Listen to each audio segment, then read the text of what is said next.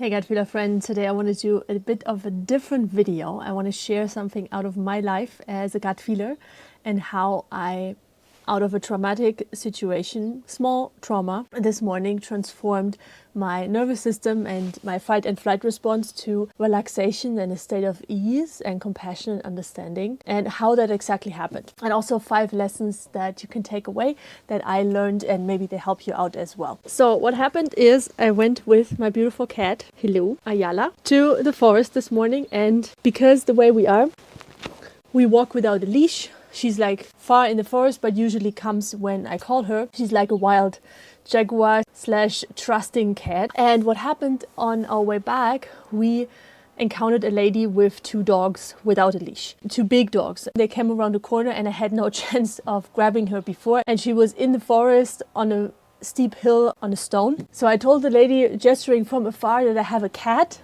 And she's scared, but the lady didn't really respond to that and just came closer with the dogs. And at first I thought she didn't understand me because of language barrier. But then when she was closer, she basically said, well, it's a forest, my dogs are without a leash, they are free to go anywhere, and it's my problem, basically.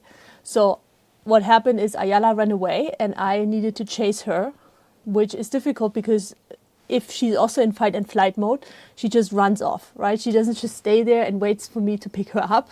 No, she runs off if somebody comes and tries to catch her. So I chased her like several minutes through like deep forest and up a steep hill until I finally got her, and was totally angry with this woman that she didn't have any kinds of compassion or understanding and just choose another path because there were so many there. Felt unseen, overwhelmed, and wasn't even able to face that woman on the way back. When I finally got her put on the basket, she was still around with the 2 dogs, and I had basically to avoid her and mumbling like angry words in front of myself before I came home and just sat down, fully agitated. And I wanted to let go of the situation, but my mind didn't let go.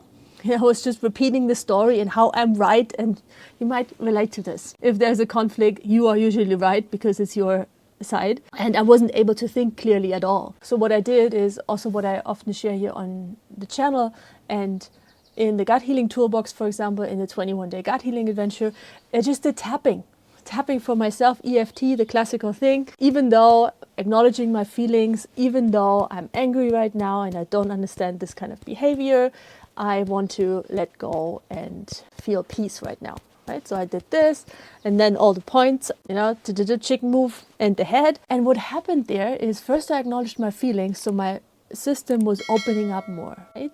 And then because my nervous system started relaxing, right, I felt more safe, I felt more peace. Naturally, inspiration came in how that might have looked like for that lady with the 2 dogs.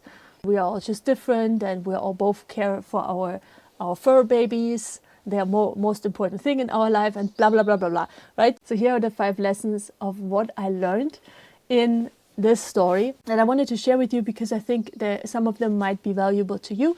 Let me know in the comments below which of those apply to you and if you relate to the story. Number 5, you can't regulate your mind when your body is in fight and flight and it's dysregulated. You have to start with the body first, making it feel safe, and then the clarity comes. Number 4, trying to solve an emotional conflict out of this triggered state only creates more charge. It creates more justification why I'm right and more separation between me and, in this case, the dog owner. So you don't get real insight from a fight and flight mode. You only get protection, fighting, boundaries, panic, shutdown. Number 3, things like EFT, breath work, body-based tools that help me to feel more safe in my body, they're not just nice extras. They are essential for living my life the way I want to. Peaceful, understanding, compassionate, strong human being. Because this is what helps my nervous system to reset the story and act from a place of truth instead of trauma, where I was not even able to face that woman because I was so triggered. And then afterwards I felt even shameful that I didn't really confront her on the way back. Which brings me lesson number 2, avoiding conflict can feel like failure until I see it with softer eyes. Until I feel like, hey, I was not able in that state to face her, and it's probably better because I would have said things that later I would regret it. So when my nervous system softened, so softened the shame and the self-guilt and like I should have done. And number one, and this is really what created this bridge to the lady with the dogs, is that when I calm my body and my nervous system, then new perspectives arrive naturally. There's naturally this bridge of stepping into her shoes and understanding how it might have looked from her side. So the story in itself, it doesn't need fixing, it doesn't need the other person to be different, but it needs support so I feel safe and I feel like, wow, this is me. This is really me, this is who I want to be, and I'm safe. Let me know which of the 5 lessons related to you, if any. I also put the summary down below in the comments. I hope this was valuable for you.